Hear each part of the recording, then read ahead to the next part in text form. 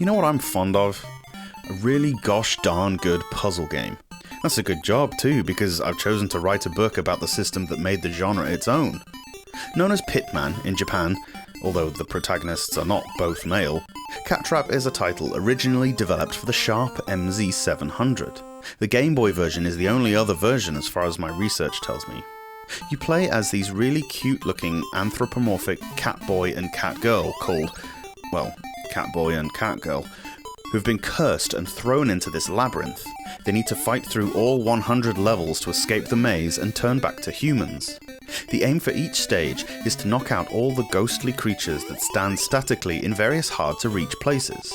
These don't move or hurt you, and you can only bash them from the side. Landing on top of them treats them as a platform. In your way are pits.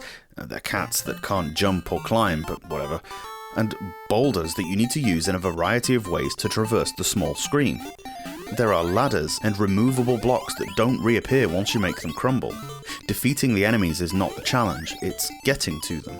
That's notably all there is to the gameplay, except I really need to comment on a very interesting feature that I think is the first example of anywhere in video game history. At least, I can't find any earlier existence of this. It's fairly commonplace now, but in Catrap, it's possible by pressing B to rewind time if you make a mistake.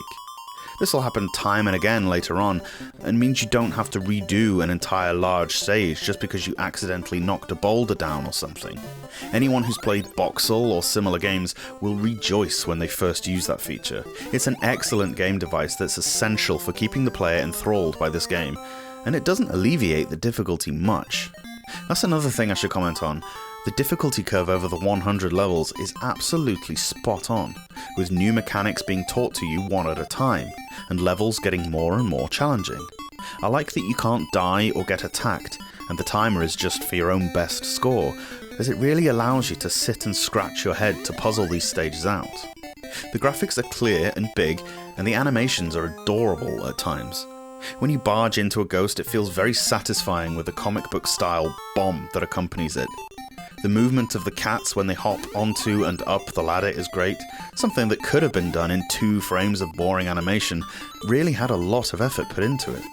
You can tell the artists were having fun with this one. There are stylistic differences between the 2 characters too. The boy kicks the boulders, while the girl bashes them with her bum. They have different celebration animations too, each as endearing as the other. It would have been interesting to have the 2 characters play slightly differently, as your choice is arbitrary. It serves for the storyline, I suppose, and there are levels where you do need to use both characters. The music is gorgeous too. Everything about this game is overflowing with charm.